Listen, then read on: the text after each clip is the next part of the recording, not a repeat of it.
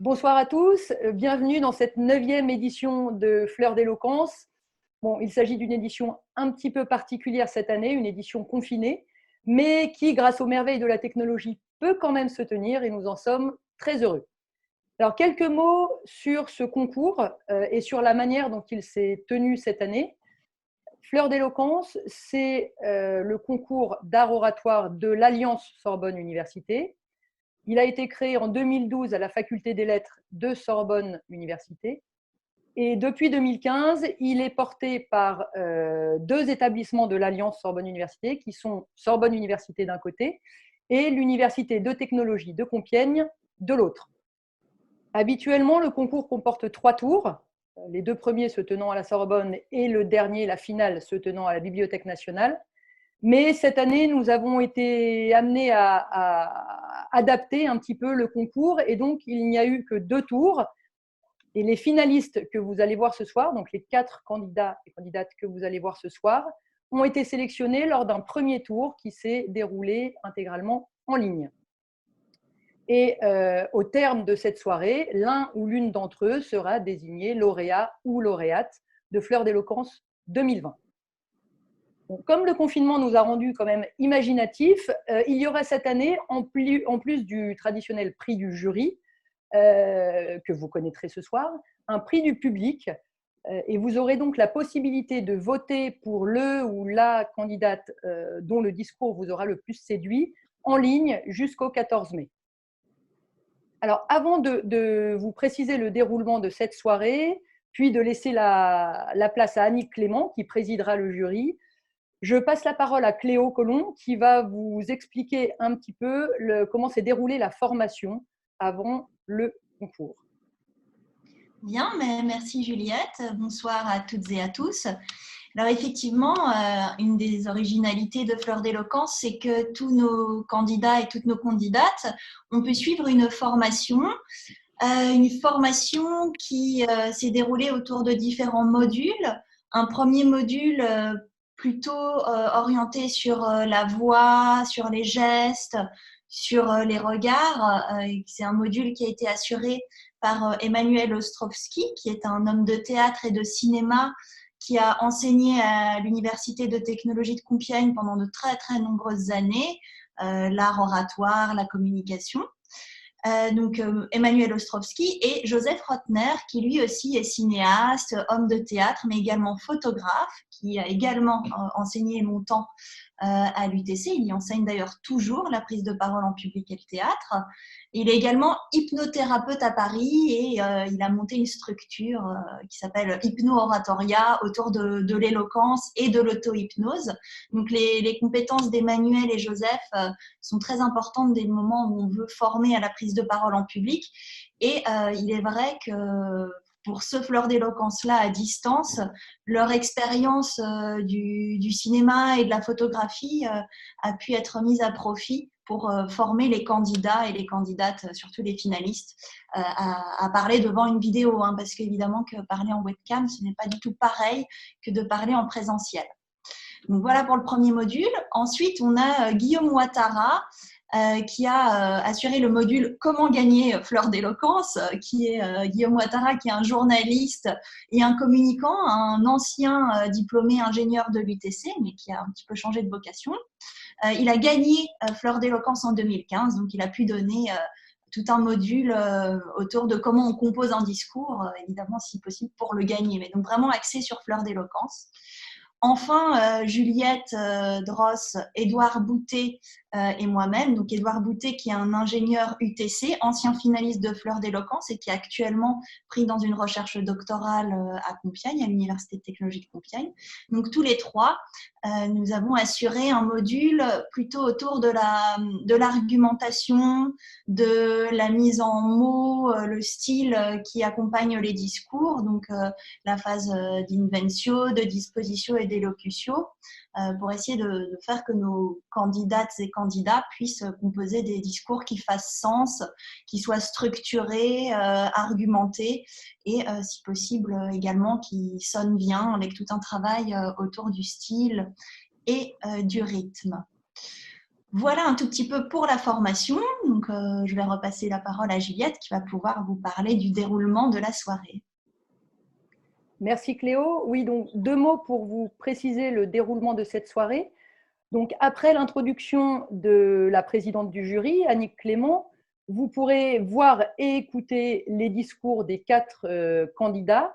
Donc, le premier candidat qui parlera sera Jules Farjas, étudiant à l'UTC, qui traitera le sujet « Faut-il cultiver son ignorance par l'affirmative ?» Viendra ensuite Camille Lacorne, donc étudiante à la faculté des lettres de Sorbonne Université, qui traitera le même sujet, mais cette fois-ci par la négative. On entendra ensuite Béranger Nathanélic, étudiant à l'UTC, sur le sujet « A-t-on besoin d'un plus petit que soi ?» et il défendra l'affirmative. Et enfin, Anne-Elisabeth Rouet, étudiante à la faculté des lettres de Sorbonne Université, traitera le même sujet « A-t-on besoin d'un plus petit que soi ?» et cette fois-ci, elle défendra la négative. Pendant la délibération du jury, vous pourrez suivre une interview sur l'éloquence à distance, l'éloquence virtuelle. Puis, lorsque le jury aura terminé sa délibération, la présidente du jury annoncera les résultats et donc le nom du ou de la lauréate Fleur d'éloquence 2020 et remettra, alors virtuellement, là encore, les prix. Donc le ou la lauréate remportera un iPad et tous les finalistes, les 4 finalistes, recevront des livres offerts par la Bibliothèque nationale de France.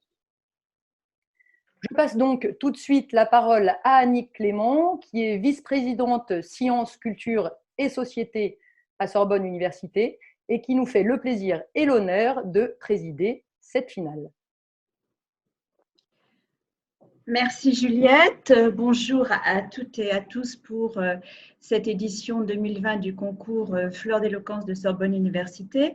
Je suis effectivement très heureuse d'être parmi vous aujourd'hui. Je suis professeure de médecine à Sorbonne Université et j'ai accepté avec grand plaisir d'être donc présidente du jury qui va sélectionner la lauréate ou le lauréat du concours 2020.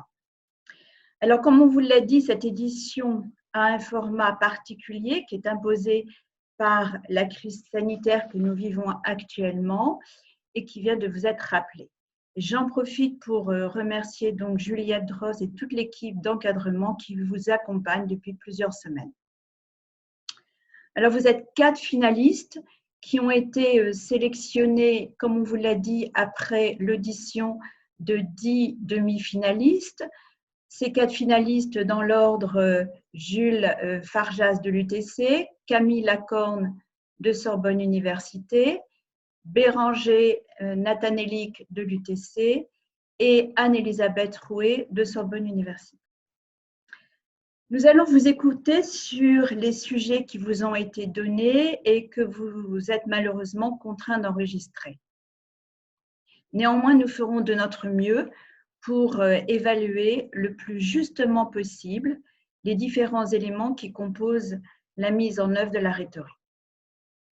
Alors, je crois qu'en introduction, on peut souligner que l'expression orale prend de plus en plus de place dans nos sociétés modernes. En effet, avec l'explosion des outils numériques, des différents canaux d'expression et des plateformes vidéo, la parole envahit l'espace social. Ce faisant, on comprend qu'elle détermine des rapports nouveaux entre les individus. Les mots utilisés et échangés disposent d'un pouvoir symbolique particulier pour faire naître admiration, confiance ou au contraire doute et rejet. Ce mouvement doit donc être accompagné pour que les formes prises par la communication ne deviennent trop rigides et fermées et finalement n'appauvrissent le langage. On comprend ainsi les initiatives variées qui se multiplient dans tous les groupes sociaux pour permettre au plus grand nombre de prendre la parole et également, bien sûr, de se faire entendre.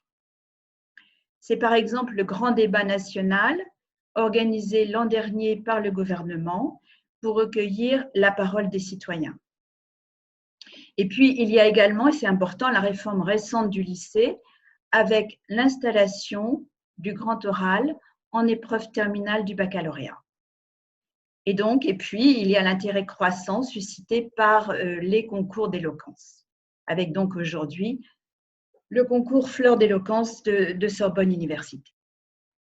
Alors, je pense que l'événement qui nous réunit est l'occasion de nous interroger sur l'éloquence, son exigence, ses multiples formes, son utilisation et son importance dans l'espace social. Dans l'Antiquité grecque, le pouvoir de la parole des citoyens a été retenu, comme vous le savez, comme un élément important de la démocratie. Il repose sur leur capacité à savoir exposer leurs idées et à persuader leurs concitoyens de les adopter. C'est l'essence même du talent oratoire sur lequel se construit l'éloquence. Comment définir l'éloquence ? Les propositions sont, comme vous le savez, très nombreuses. On peut retenir que l'éloquence implique de séduire un public et de le convaincre par la force de la parole. La séduction impose de plaire et d'émouvoir en travaillant sa voix, sa posture, sa gestuelle, son regard, son rythme. Convaincre implique un choix judicieux des arguments, leur cadrage et leur organisation, ainsi qu'une progression logique et claire de leur présentation. Tous les procédés rhétoriques d'argumentation peuvent être utilisés. Mais bien entendu, la prise de parole dépend et est déterminée par le sujet. Elle impose également d'être adaptée au contexte pour être véritablement entendue et acceptée. Et nous en avons une illustration exemplaire avec le brûlant sujet de la crise nommée Covid, une crise sanitaire inouïe qui nous laisse tous démunis pour parler de l'inconnu. Alors, ceux qui prennent la parole restent dans leurs codes et leurs habitudes. Ainsi, les dirigeants utilisent le langage politique avec leur logique linguistique et leur lot d'injonctions contradictoires en réponse aux angoisses, émotions et perceptions des citoyens. Les personnels de santé et les scientifiques, eux, qui ont le savoir du quotidien et de la science, ont une autre parole, directe, franche, urgente. Beaucoup de discours donc et de prises de parole en l'espace de quelques semaines. Mais finalement, quelle parole a un ou du pouvoir d'action ? Le débat est loin d'être achevé. Alors, c'est aujourd'hui à vous, les finalistes, de nous séduire avec votre enthousiasme et la certitude qui vous habitera et que vous arriverez à transmettre. Et ainsi, de nous convaincre en prenant la parole sur les sujets qui vous ont été donnés et que Juliette Dross a rappelé. Il y en a 2 et vous défendrez respectivement le oui et le non. Faut-il cultiver son ignorance ? Ou encore, a-t-on besoin d'un plus petit que soi ?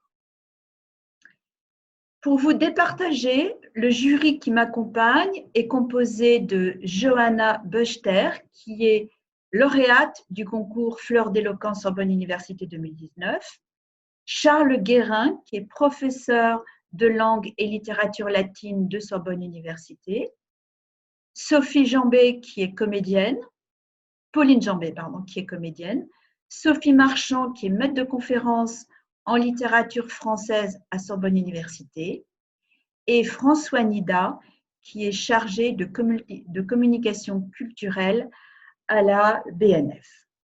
Je les remercie vivement et chaleureusement de leur participation. Je vous laisse maintenant la parole et vous recommande de prendre le plus grand plaisir à cet exercice d'éloquence. Et donc, le premier candidat est Jules Farjas, qui va donc prendre maintenant la parole.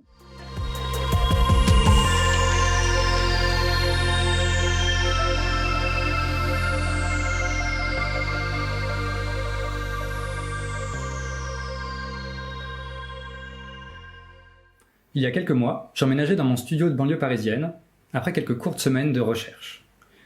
Une fois bien installé dans mes 16 mètres carrés, j'entrepris de personnaliser un peu mon espace. 16 mètres carrés, oui, mais avec balcon. Un petit balcon qui n'a de balcon que le nom, et qui consiste plutôt en une avancée de 30 cm sur la rue. De ce balcon, une vue classique, sans éclat ni intérêt particulier, sur la rue et l'immeuble d'en face. Sans éclat, à part celui de l'indécence des pétunias rouges de mon voisin de gauche, rayonnant d'insolence au milieu de tout ce gris, des pétunias si fiers de pousser au milieu du béton que l'immeuble d'en face, avec sa grande porte béante, en avait l'air abasourdi. Voilà ce qu'il me fallait. Des pétunias rouges. Cela faisait plusieurs mois que je me faisais cette réflexion adossée à mon balcon, réflexion à chaque fois avortée par le rappel à ma conscience de mes compétences en jardinage. La seule plante que j'ai jamais possédée ayant été un petit cactus cierge de 6 cm que j'ai arrosé pendant 2 ans alors qu'il était mort. Mais un jour, déterminé, je fixe la lueur pourpre des pétunias dans la nuit tombante et je me dis « je tente ». Le lendemain, j'étais dans un gamme vert à la recherche de mes pétunias. Buis, ficus, yucca, œillet de France, cyprès de Provence, ignorance. Ignorance ? Je m'arrête devant le présentoir, saisis un sachet. Ignorance, 20 graines, variété rustique, fleurs annuelles. Je me dis bizarre, je repose le sachet et je me réveille. Je suis toujours dans mon lit, je ne suis pas allé à gamme vert, mais je reste sur cette idée qui a germé dans mon esprit. On pourrait cultiver souci, péché et fleurs de la passion, mais pas ignorance. Pourquoi n'aurait-on pas le droit de cultiver l'ignorance ? Alors, faut-il cultiver l'Île-de-France ? J'ai toujours défendu les circuits courts. Faut-il activer l'itinérance ? Alors, si on est à l'étranger, oui. Faut-il cultiver son ignorance ? Vous allez me dire évidemment non.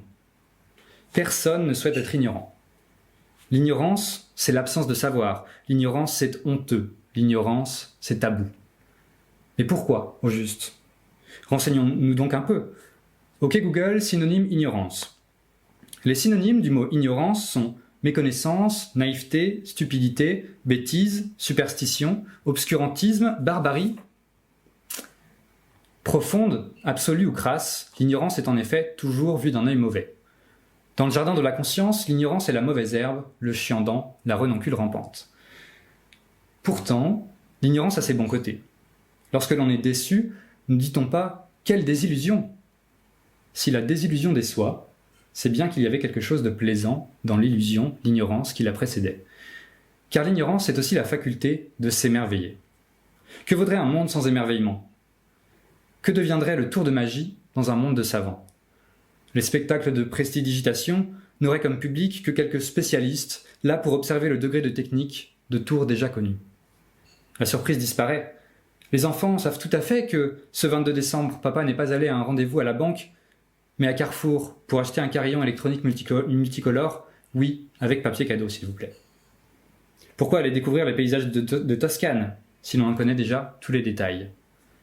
Si en planifiant un voyage, on évite de regarder toutes les photos, toutes les vidéos disponibles sur le sujet, c'est pour garder la surprise. Garder la surprise, c'est cultiver son ignorance. Cultiver son ignorance, c'est autoriser l'émerveillement. Certains me diront, d'accord, mais l'ignorance, c'est être bête. Et personne ne veut être bête. En effet, l'ignorance, ça dérange. Ça déstabilise. Personne n'apprécie d'être au milieu d'une discussion où les autres en savent plus que soi. On a peur d'être l'idiot, celui qui ne comprend pas les blagues, celui à qui il faut tout expliquer. Alors on fait ce petit pour masquer notre ignorance, parce que l'ignorance, c'est la honte. Comment ? Tu ne connais pas Gilles Deleuze ? Le cauchemar ? Ce jeu de dupes se transforme en gigantesque course à la connaissance. Les informations pleuvent sans même qu'on les demande.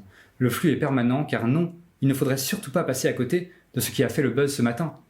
On risque d'en parler à midi. Comment ? Tu sais pas ? Griveaux a montré son zizi. À différents degrés, on étale sa connaissance. On n'arbore plus parures et étoffes, mais lectures et philosophes. Si bien qu'on a l'impression que tout le monde sait tout, que tout le monde est connaisseur.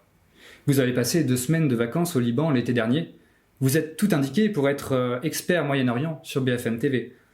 Cette course au savoir apparent relève davantage d'une fuite en avant, car tout ceci n'est qu'une illusion. On ne peut échapper à l'ignorance. La connaissance absolue n'existe pas. Cette course à la connaissance n'est qu'une tentative dérisoire d'oublier notre ignorance. Car nous sommes tous ignorants. On pense comprendre beaucoup de choses, mais c'est simplement parce qu'on a camouflé notre propre ignorance. Tenez par exemple une lampe. Tout le monde sait ce que c'est, tout le monde sait comment ça marche, il y a du courant dans le fil, en fermant le circuit, le courant passe, le fil chauffe, ça brille. Effectivement. Mais qu'est-ce que le courant ? C'est un courant alternatif, me dira-t-on. Alternatif. Oui, il change tout le temps de sens, de sorte que la lampe clignote 50 fois par seconde. Il change tout le temps de sens. Comment font les électrons pour parcourir tout le fil de la centrale à chez vous si le courant change tout le temps de sens ? On peut facilement avoir l'illusion de comprendre, l'illusion de savoir. Cultiver son ignorance, c'est sortir de cette illusion et avouer qu'on ne sait pas vraiment. On pense être suffisamment savant pour enseigner les bases à son enfant de 8 ans. Puis on se retrouve en confinement à lui enseigner les propositions subordonnées relatives. Dis papa, c'est quoi l'Europe ? Pourquoi dans 1 heure il n'y a que 60 secondes ? Pourquoi les femmes sont oppressées par le patriarcat depuis la nuit des temps ? Tant de choses à quoi, pour ne plus avoir à les interroger, nous donnons le statut d'évidence. À force de refuser l'ignorance, on a la compréhension facile. Refuser de cultiver son ignorance, c'est vouloir tout savoir, c'est penser tout savoir. Vous pensiez me regarder quand ce n'est que sur mon reflet que vos yeux se portaient. Nous sommes tous ignorants. Cultiver son ignorance, c'est déjà en prendre conscience. Cultiver son ignorance, c'est l'élever au-dessus des mauvaises herbes, faire en sorte qu'elles soient bien visibles. Cultiver son ignorance, c'est admettre qu'on ne sait pas tout. On me dira que l'ignorance, c'est le néant, c'est le vide de l'esprit. Pourtant, l'ignorance est fertile. L'ignorance est mère de tous les mots, écrivait Rabelais. S'il faut lui pardonner l'orthographe du mot « mot », Rabelais avait raison. Nous devons toute naissance d'un nouveau mot, tout enrichissement de notre vocabulaire, à l'ignorance qui la précède. On ignore comment nommer cet objet, ce concept, cet animal, alors on lui donne un nom. L'ignorance est nécessaire à l'avènement d'un mot. Sans ignorance, tout est connu, le dictionnaire est figé, la création n'est plus. L'ignorance est mère de tous les mots. On ignore ce qu'est ce tubercule, mais il ressemble à une pomme. Voilà la pomme de terre. Tiens, on ne connaît pas cet oiseau étrange, mais sa couleur est intéressante. Ce sera le rouge-gorge. Mais quelle est donc cette partie de la journée qui se situe après le zénith ? Appelons ça l'après-midi. L'ignorance est mère de tous les mots. Mieux, l'ignorance, c'est le moteur de l'imagination. Une porte ouverte sur la création. C'est de cette ignorance fertile dont Maxence témoigne dans Les Demoiselles de Rochefort. Je ne connais rien d'elle et pourtant je la vois. J'ai inventé son nom, j'ai entendu sa voix, j'ai dessiné son corps et j'ai peint son visage. Son portrait et l'amour ne font plus qu'une image. Ignorer, c'est ignorer les a priori, les idées reçues et préconçues. C'est se libérer des patrons, des schémas, des règles. L'ignorance, c'est la création pure. Où est l'art brut dans un monde dicté par la connaissance ? On va me dire, tu nous vends les mérites de l'ignorance, très bien, mais l'ignorance, ça reste dangereux. Tout à fait. L'ignorance, si l'on n'en prend pas soin, peut être dangereuse. Dans le jardin de votre conscience, pucerons, limaces et autres nuisibles se nourriront volontiers de votre ignorance. Ne les laissez pas s'en nourrir, la noircir, la pourrir. Les manipulateurs se garderont bien de cultiver votre ignorance. Au contraire, ils la masqueront, feront tout pour que vous n'en ayez pas conscience. Ils la feront passer pour du savoir, pour une opinion, pour des convictions. L'ignorance que l'on ignore est le pire des maux. Ignorer son ignorance, ce n'est pas seulement ne pas savoir, c'est aussi croire que l'on sait. N'ignorez surtout pas votre ignorance, cultivez-la, faites-en une force. Les complotistes disent « nous savons », dites plutôt « je ne sais pas ». En démocratie, c'est l'avis qui gouverne. Mon avis, le vôtre, celui de chacun. Cultiver son ignorance, c'est chercher à questionner son propre avis et ses fondements. Un monde où personne ne prend soin de cultiver son ignorance, c'est un monde aux mains des manipulateurs. La dictature s'épanouit sur le terreau de l'ignorance, écrivait Orwell dans 1984. Alors non, je vous en prie, ne laissez pas votre ignorance devenir le terreau des manipulateurs. Cultivez-la Rendez-la forte, rendez-la résistante, rendez-la consciente.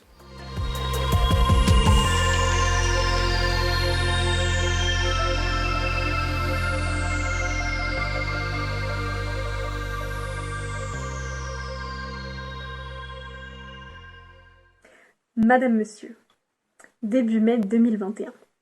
La presse pète les plombs. Un scoop. L'ignorance classée patrimoine immatériel. Coté en bourse 24 heures plus tard. Inflation sur l'ignorance du jamais vu. L'ignorance dans toutes les bouches. Raon, avec son nez pas droit, pressenti sans étiquette à la présidentielle, crache son café dans l'assiette de sa femme. Il n'était pas bon ce café. Et Raon a une idée. Il saute sur ses petites jambes, convoque son équipe de com, passe un costume des grands moments et file dans son jardin. C'est décidé. Raon va cultiver de l'ignorance. Il en distribuera gratuitement à chacun de ses meetings. Il agitera sa main potelée, balbutiant faiblement « Oh, c'est pas la peine », alors que personne n'aura pris la peine de dire quoi que ce soit. Il est comme ça, Raon. C'est un philanthrope. Il s'imagine bien avec son canon à ignorance. Lui, son ignorance. Eux, avides de ses discours. Lui, président. Eux, mitridatisés. Le plan est parfait. Car s'il est des effrontés qui discutent ce qu'on leur avance, la majorité écoute, croit, adhère à toutes les variétés que produit l'ignorance. Fake news, contre-vérité, salade, parabole, pas de bol. Vous savez, il y a au GIEC un homme excellent, un climatologue, Hervé Le Treut, quelqu'un d'exceptionnellement gentil. En ce moment, il commence à durcir le ton. Ça chauffe. Et s'il le fait, c'est parce qu'on n'écoute pas, tout rivés que nous sommes à la parole des Raons, des producteurs d'ignorance.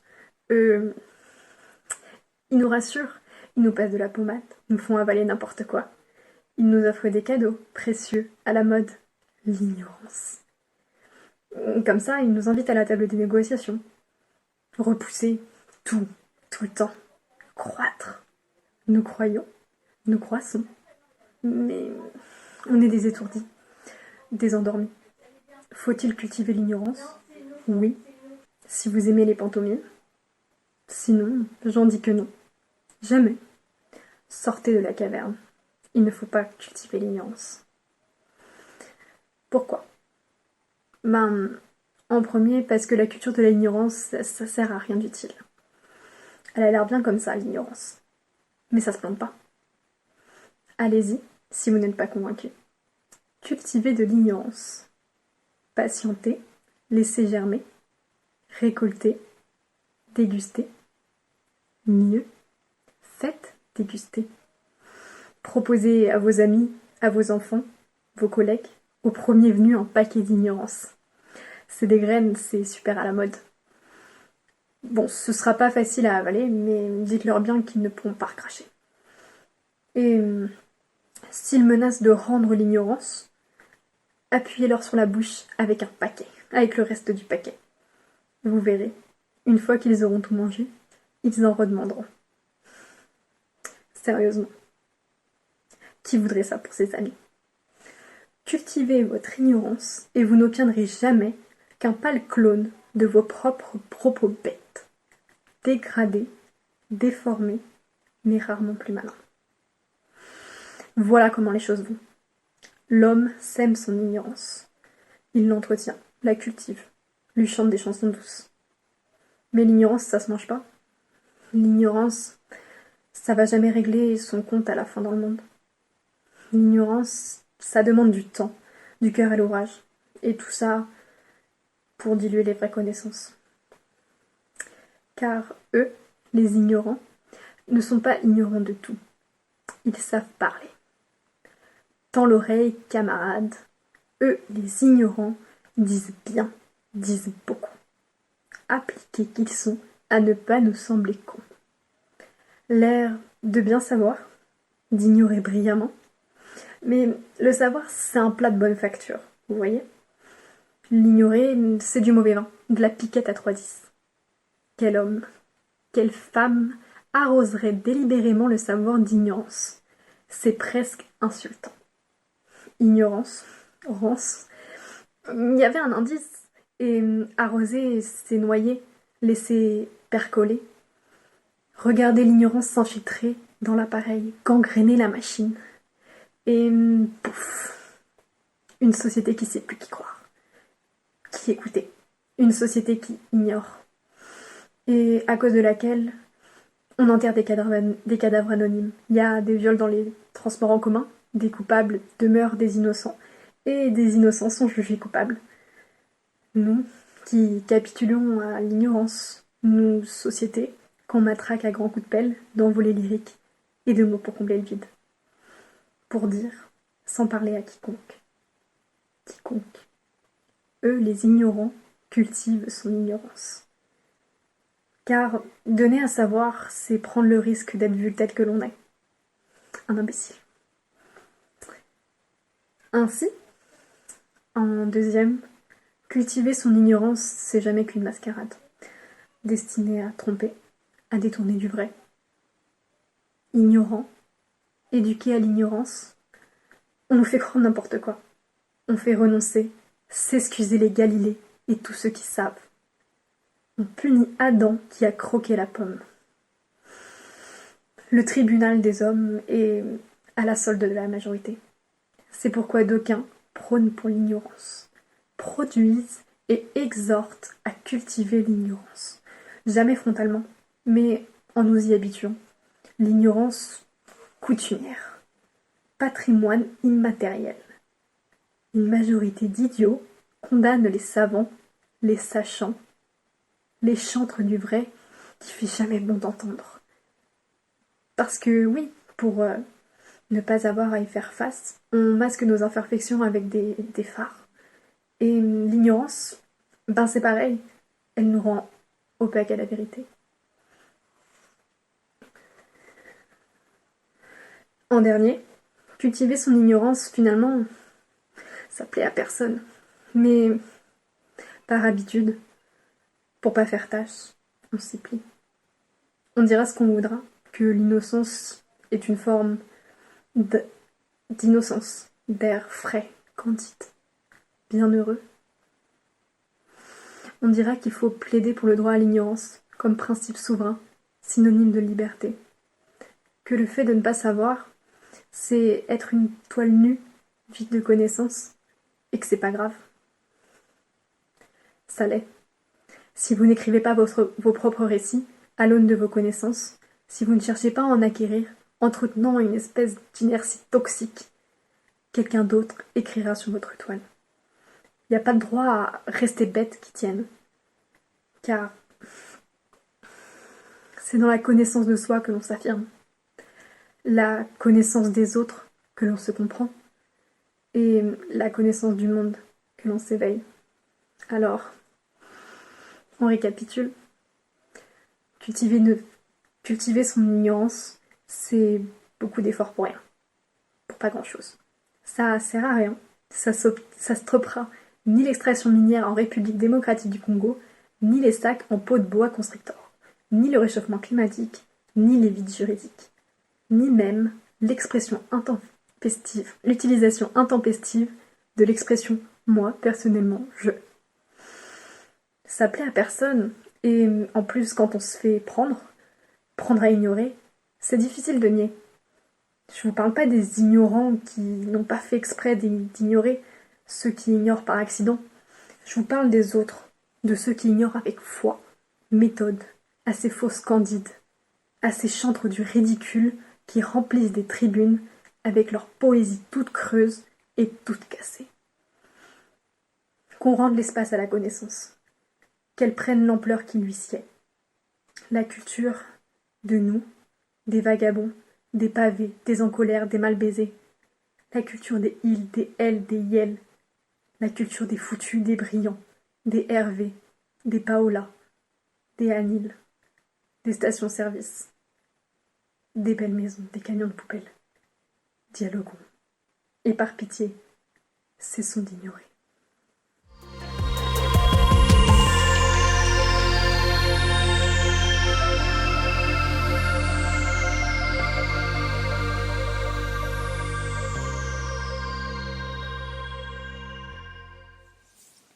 Bonjour madame. Votre fils Béranger est et restera différent. La radiographie de sa main nous permet de calculer son âge osseux, et celui-ci nous indique que Béranger devrait mesurer 2,10 m une fois adulte. Il existe néanmoins un traitement hormonal pour éviter cela, mais, vous vous en doutez, c'est un traitement lourd, avec des effets secondaires non négligeables pendant plusieurs mois. La décision n'est pas facile à prendre, c'est pourquoi je vous laisse un peu de temps pour y réfléchir jusqu'à notre prochain rendez-vous. Le Béranger en question, c'était moi à 16 ans, lors d'un rendez-vous chez mon endocrinologue. Voyez-vous, lorsque l'on a 16 ans, on est plus habitué à choisir entre voir sa petite copine ou jouer au foot que choisir entre souffrir plusieurs mois ou souffrir toute sa vie. L'enjeu était de taille. La mort dans l'âme, j'ai échangé avec des amis afin d'avoir leur avis sur la question. Après plusieurs discussions, c'est finalement mon petit frère qui a su me convaincre. Béranger, tu dis tout le temps qu'il ne faut pas que je me compare avec mes copains, mais c'est pareil pour toi. Accepte et assume ta taille sans penser à celle des autres. Nous, on s'en fiche de ta taille. Si les petits frères ne font pas la morale, ils sont en revanche toujours là pour nous rappeler la nôtre. Ce jour-là, mon petit frère m'a ouvert les yeux. Oh, il n'a rien inventé. Il m'a simplement renvoyé comme un retour de flamme mes leçons de grand frère protecteur.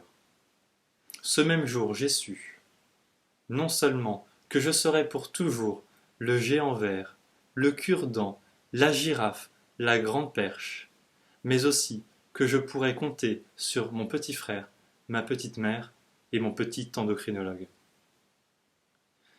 Chers auditeurs, du haut de ma hauteur, je connais peu de personnes mieux placées que moi pour vous affirmer « on a besoin d'un plus petit que soi ».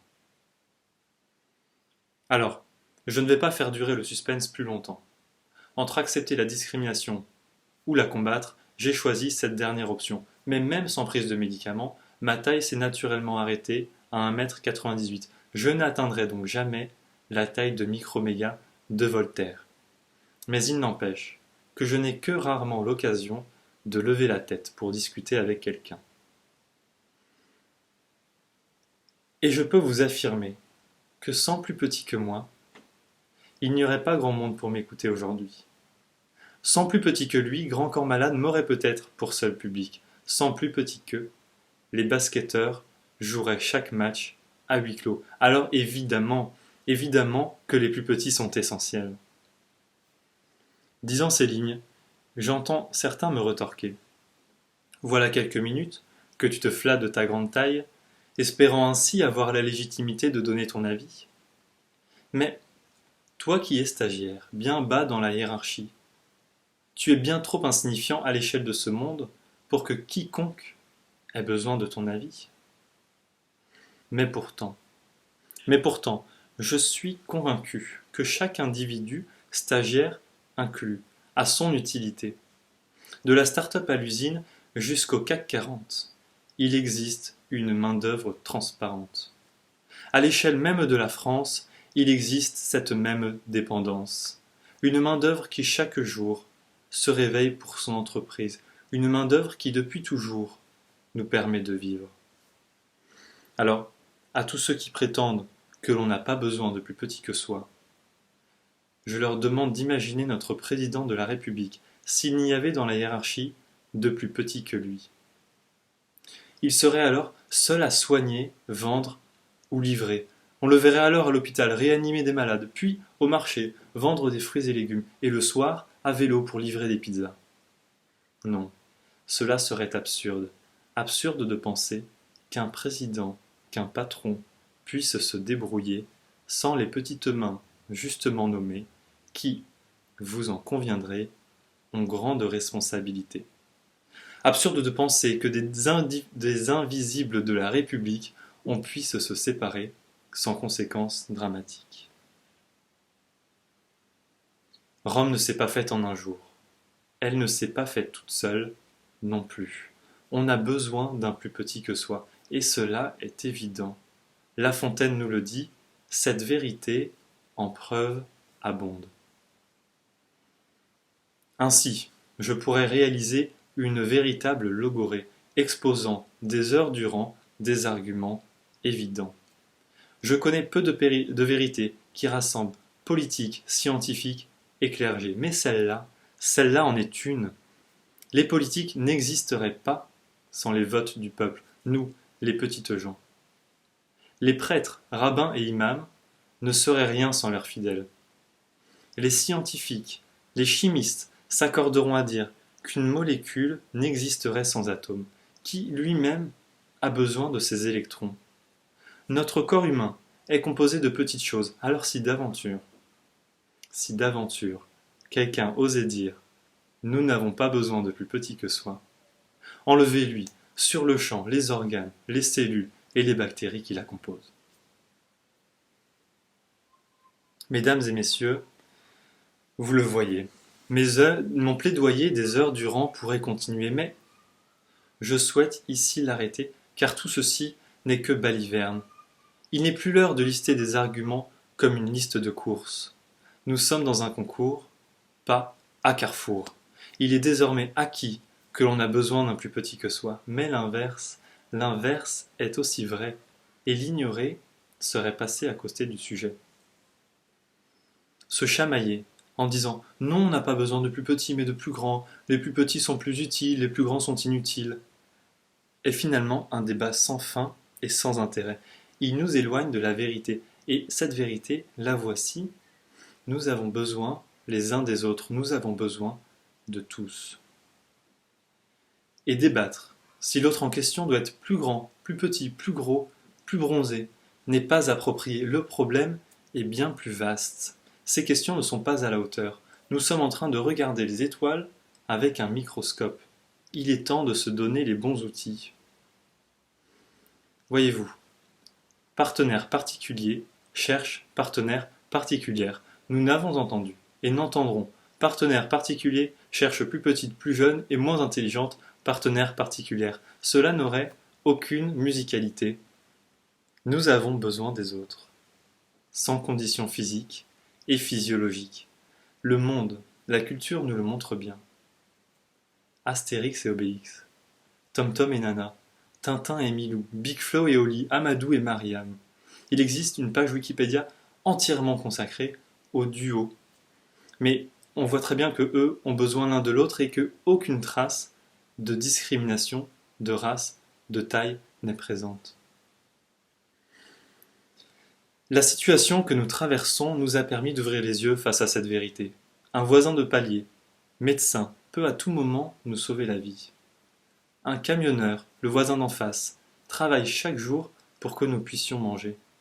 Nous avons besoin de tous. Est-ce de l'assistanat ? Cela revient-il à dire que l'on ne peut rien accomplir seul ?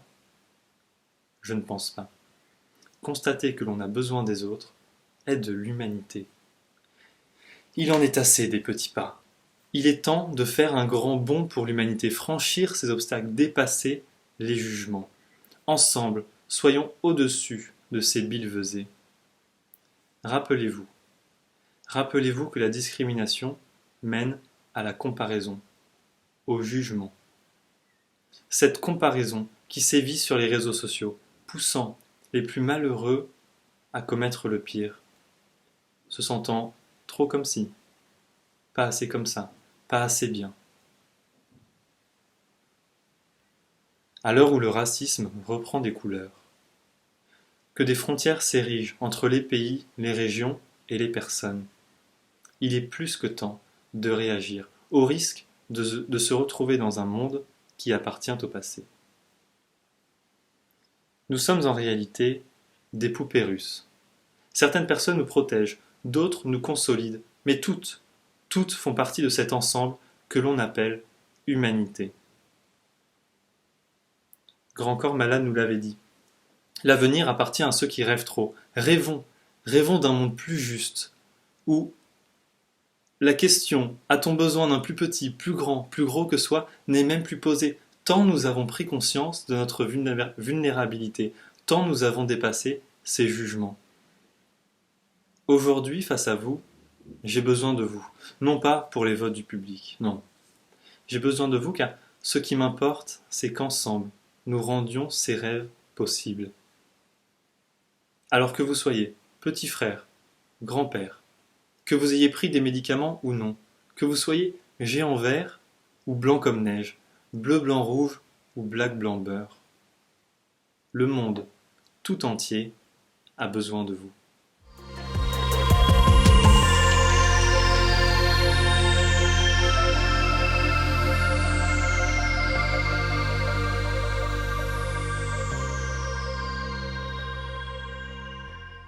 Mon petit doigt me dit que je devrais vous raconter une aventure qui m'est arrivée avant le confinement. Soyez rassurés, je ne vais pas la raconter à la manière du petit poussé. Ma sœur et ses enfants sont un jour venus déjeuner à la maison, chez mes parents plus exactement. Il faisait beau ce jour-là. Nous avons déjeuné dans le jardin.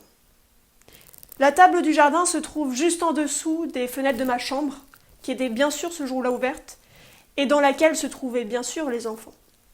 Nous allions passer à table, quand nous avons entendu un énorme boum. Ma sœur s'est précipitée à l'étage, et elle a passé à ses enfants un savon mémorable. Elle est redescendue, exténuée, et nous a dit « Je vous jure, j'aurais pu les balancer par les fenêtres. » Elle était fatiguée, et ce jour-là, elle n'avait pas besoin d'un plus petit qu'elle. Je vous l'affirme, nous n'avons pas besoin d'un plus petit que soi.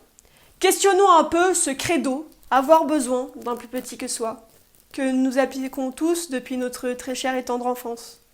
Soyons un peu honnêtes, les uns envers les autres. Nous n'avons pas besoin d'un plus petit que soi. C'est La Fontaine, et par là, je ne vous apprends rien, qui a inventé cette expression d'avoir besoin d'un plus petit que soi dans sa fable Le lion et le rat. Nous en avons fait par la suite un refrain populaire que nous utilisons à tort et à travers, sans vraiment le comprendre. Pour que vous voyez de quoi je parle, je vais vous citer les 2 premiers vers.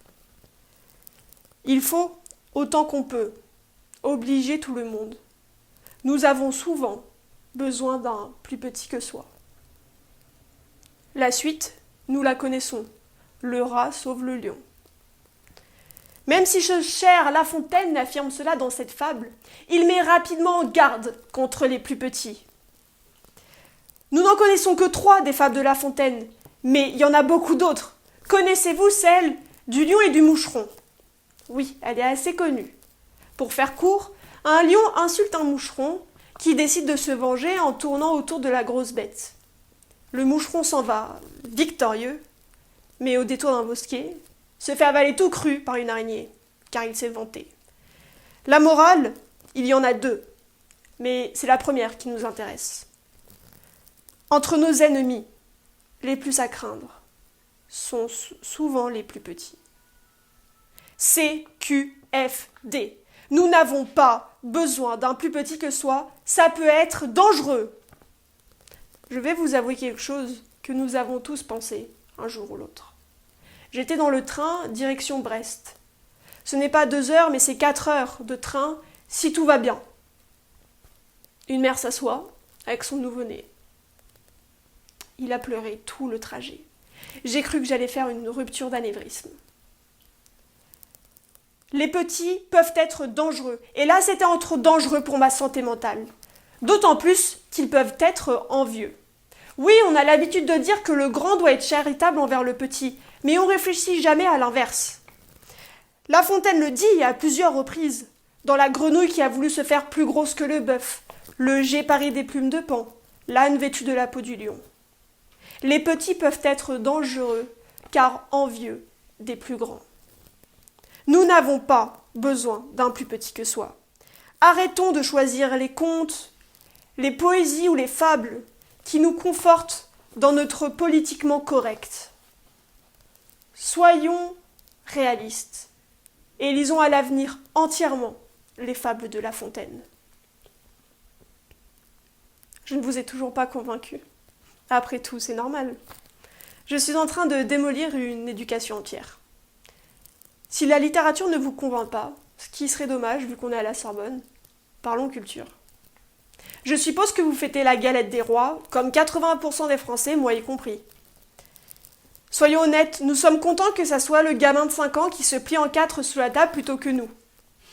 Mais selon la tradition chrétienne, une part doit être laissée de côté si un pauvre vient sonner à la porte.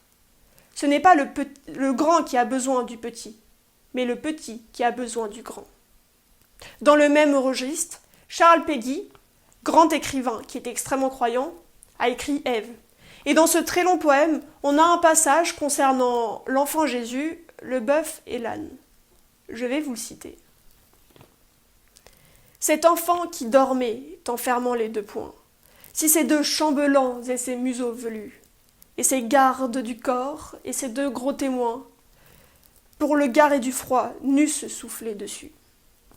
Ici, le petit entaille Jésus, et gardé au chaud par les 2 gros animaux. Nous n'avons pas besoin d'un plus petit que soi. Tout cela est juste une question d'ego mal placé, finalement. Nous pensons avoir besoin d'un plus petit que soi pour notre ego. Un besoin, je vous le rappelle, c'est quand on manque de quelque chose.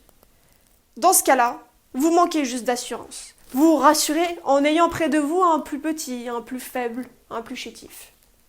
Si vous avez besoin d'un plus petit que vous, c'est uniquement par faiblesse intérieure. Je vais démolir, définitivement, cette phrase « On a besoin d'un plus petit que soi ». Puisque son origine vient de La Fontaine, replaçons-la dans le contexte de la fable. C'est vrai, le rat sauve le lion, mais c'est uniquement la fin de la fable. C'est bien le lion qui sauve dans un premier temps le rat. Et dès les premiers vers, nous avons un contrat implicite entre le lion et le rat. C'est la petite bête qui est redevable envers la grande. Vous connaissez le tableau Les Minimes de Velázquez, qui représente la princesse d'Espagne entourée de ses domestiques.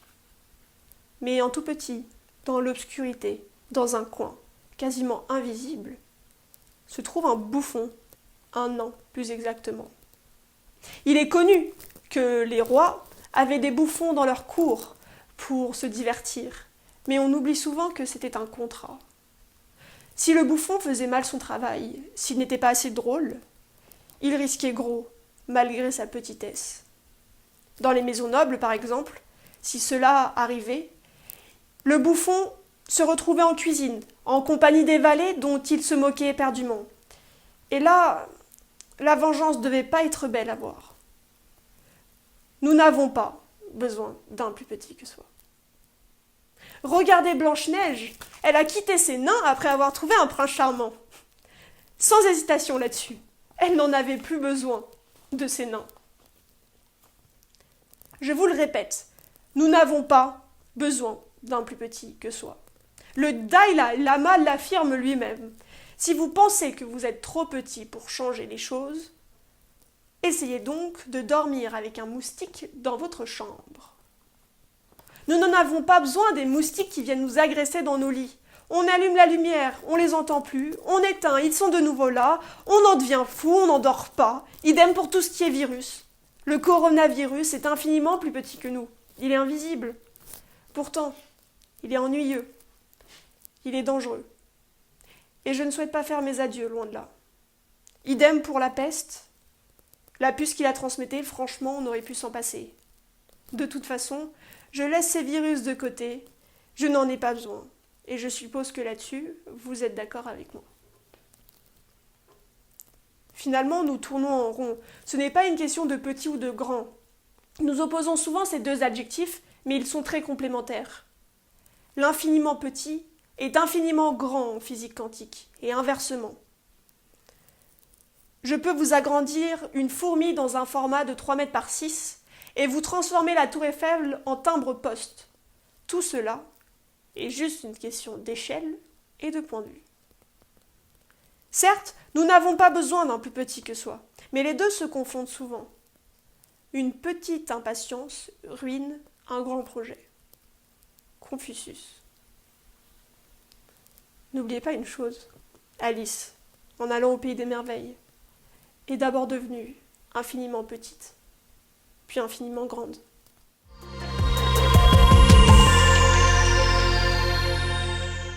bonjour ou bonsoir tout le monde, les personnes que j'ai à peu près en face de moi et le public plus large de Fleurs d'éloquence édition 2020. Alors, pour animer un petit peu le temps durant lequel le jury délibère afin de choisir le lauréat ou la lauréate de Fleurs d'éloquence 2020, on va discuter un tout petit peu de cette édition qui est particulière parce qu'en raison de la crise sanitaire, le présentiel n'est pas possible. Donc, on a relevé le défi ou l'exercice intéressant de réaliser un concours d'éloquence à distance, donc en non présentiel. Mais justement, toute la question, c'est de savoir, est-ce que c'est vraiment du non présentiel?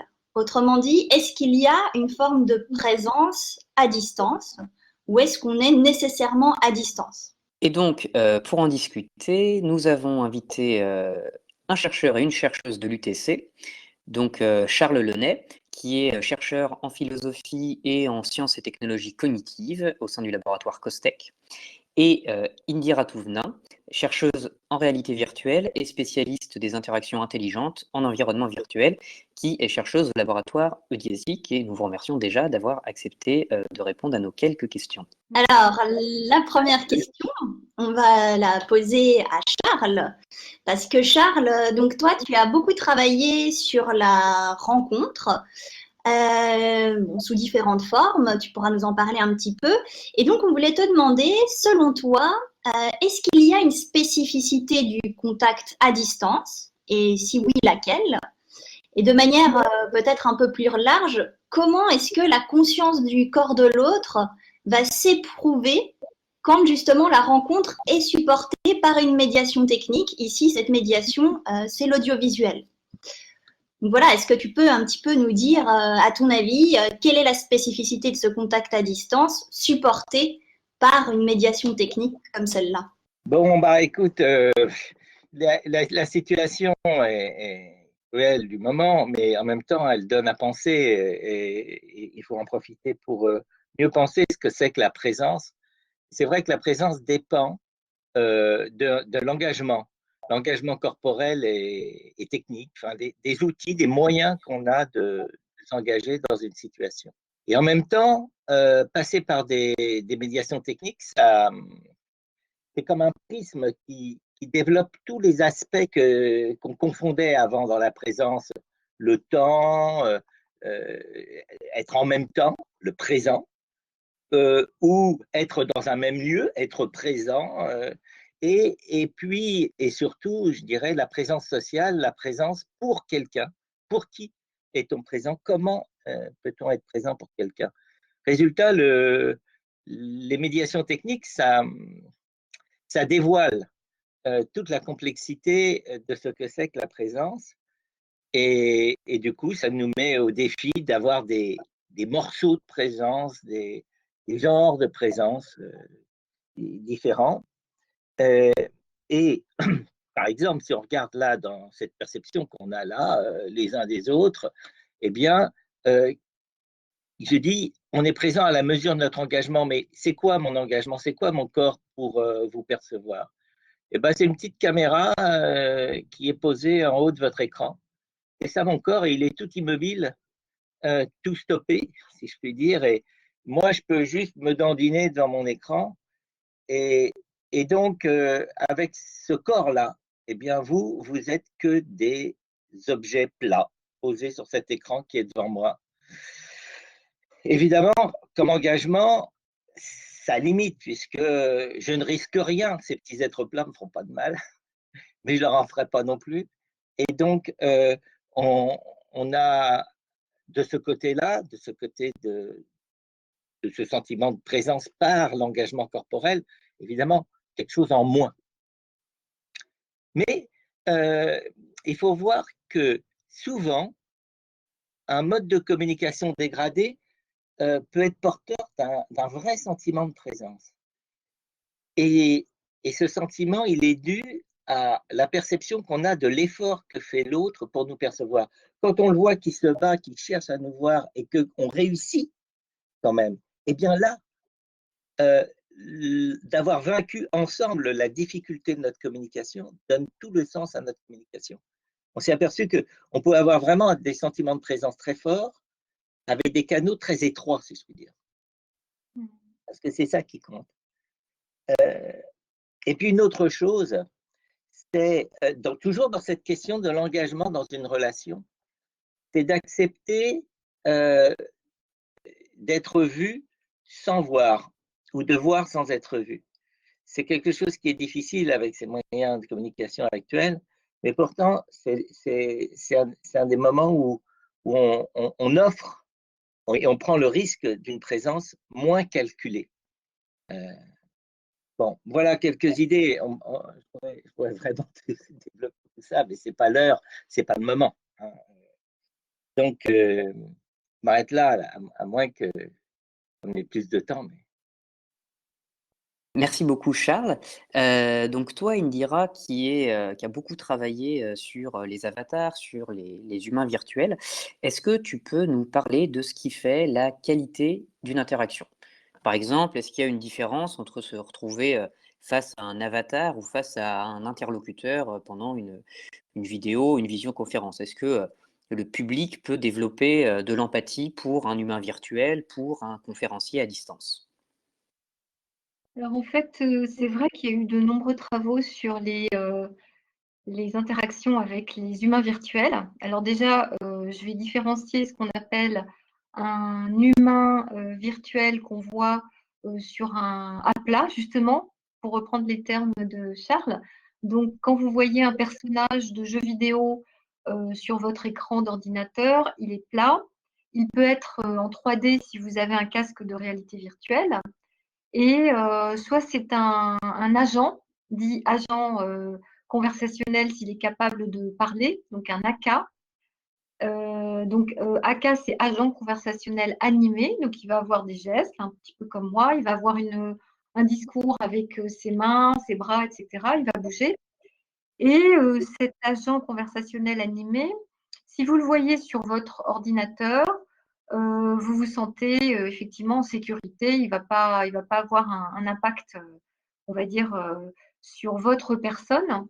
Par contre, ce on a testé, c'est des agents conversationnels qu'on incarne dans un environnement virtuel de type salle immersive avec le corps complet, hein, la présence complète.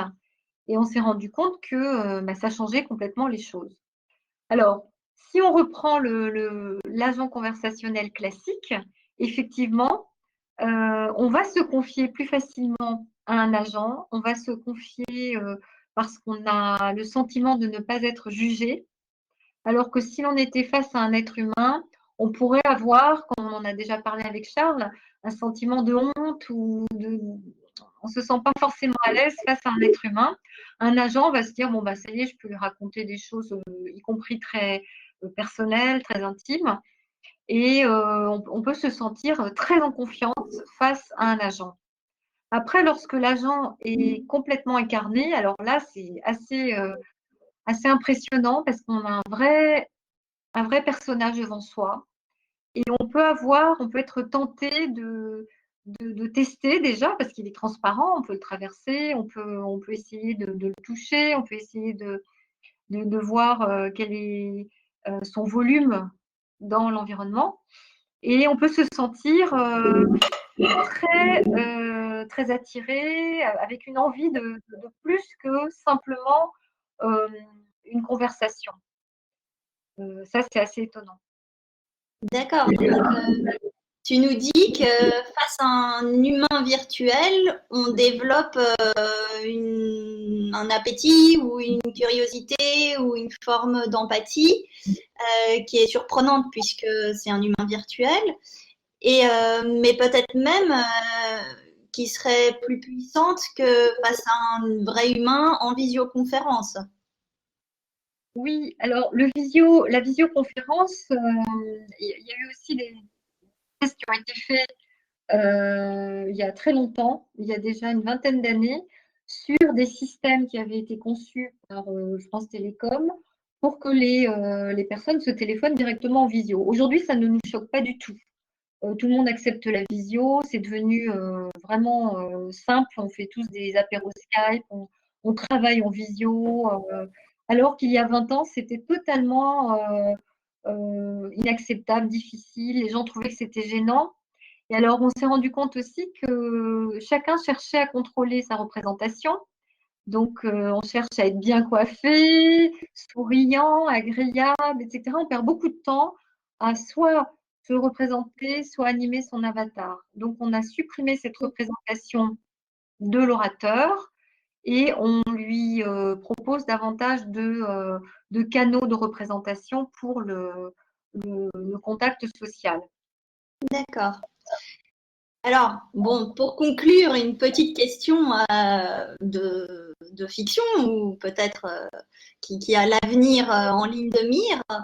Si on réorganisait un Fleur d'éloquence en présentiel à distance comme aujourd'hui, mais qu'on accueillait la possibilité de voir concourir non seulement des humains en visioconférence, mais également des avatars ou des humains virtuels, Charles et Indira, est-ce que vous pensez que les humains virtuels auraient une chance de gagner, voire ou peut-être même, est-ce qu'ils gagneraient ou est-ce que l'humain, même tout plat derrière un écran, resterait un vainqueur? Moi, je peux essayer de répondre, ou Indira, vas-y.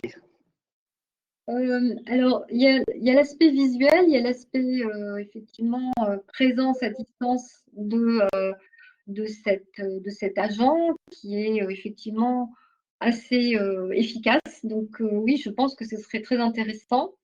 Les limites techniques, c'est quand même la partie traitement du langage naturel. Il faut vraiment que le dialogue soit fluide, que la facilité d'élocution de l'agent soit quand même assez complexe. Donc, il faut que son discours soit suffisamment sophistiqué pour être convaincant. Et du coup, ça veut dire qu'au niveau du traitement naturel du langage, l'agent est très, très bien équipé. L'autre chose aussi qui me frappe, c'est l'empreinte vocale. Vous avez chacun une empreinte vocale, je dois dire assez chaleureuse, et c'est aussi une présence importante. Oui, donc pour ma part, je dirais oui, bien sûr que un être, enfin, qu'est-ce que c'est qu'un être virtuel? Mais un être inscrit techniquement peut remporter. Finalement, un poème, une œuvre, bah, c'est quelque chose qui a été sculpté, écrite, et qui est posé là et qui doit pouvoir se tenir par elle-même, comme un film enregistré, ne serait-ce qu'un enregistrement. Maintenant, j'ai deux remarques quand même à dire. C'est que même si une intelligence artificielle portée par un avatar pouvait gagner le concours d'éloquence, je pense qu'il gagnerait, mais pas longtemps, si je puis dire. C'est-à-dire que si on commence à creuser, à discuter, eh bien, la trajectoire, disons, d'interaction risque de partir un petit peu dans le sable parce qu'on ne rencontrera pas. Ce qui fait tout l'intérêt des êtres humains, c'est leur imperfection, justement, et le risque qu'ils prennent à parler. Et puis, j'ajouterais, mettons qu'ils gagnent, mais ils gagnent quoi? Qu'est-ce que gagner? Gagner, eh bien, c'est espérer, craindre, avoir peur, enfin, engager quelque chose, mettre quelque chose en jeu. La question, c'est qu'est-ce que je mets sur la table? Quand je suis présent, je dois mettre quelque chose sur la table. Alors évidemment, celui qui gagnerait, bah, c'est celui qui a pris le risque de faire l'intelligence artificielle, c'est le programmeur. Mais le système, lui, il met rien sur la table, il espère rien, il craint rien. Et là, en ce moment, nos candidats espèrent, attendent. Et c'est ça qui fait évidemment qu'on gagne ou qu'on perd. D'accord. Bon, bah, on espère que ce soir, ou ce jour en tout cas, que le plus imparfait ou la plus imparfaite de nos candidates et de nos candidats gagne. Oui. Ben, merci à tout le monde pour ce petit entretien qui aurait pu durer encore des heures. Mais sans plus attendre, on va passer à l'annonce des résultats. Merci. Merci beaucoup. Et merci de l'avoir invité.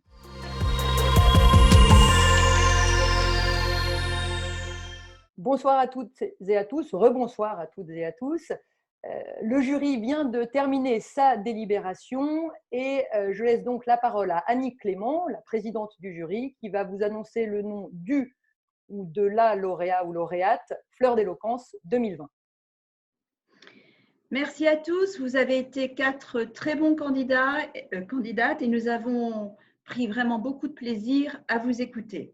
Le jury s'est réuni et a désigné la personne donc, qui remportait le prix du jury. Et cette personne est Béranger Nathanélic, qui recevra pour cela un iPad. Les autres candidats recevront un livre de la BNF. Il y a après le prix du jury, le prix du public, qui va pouvoir voter dès maintenant jusqu'au 14 mai 17h. Et le lauréat du prix du public recevra un abonnement artistique réseau. Voilà. Merci encore à tous de votre participation. Merci au jury. Merci à Juliette Ross et toute son équipe. Et bonne soirée.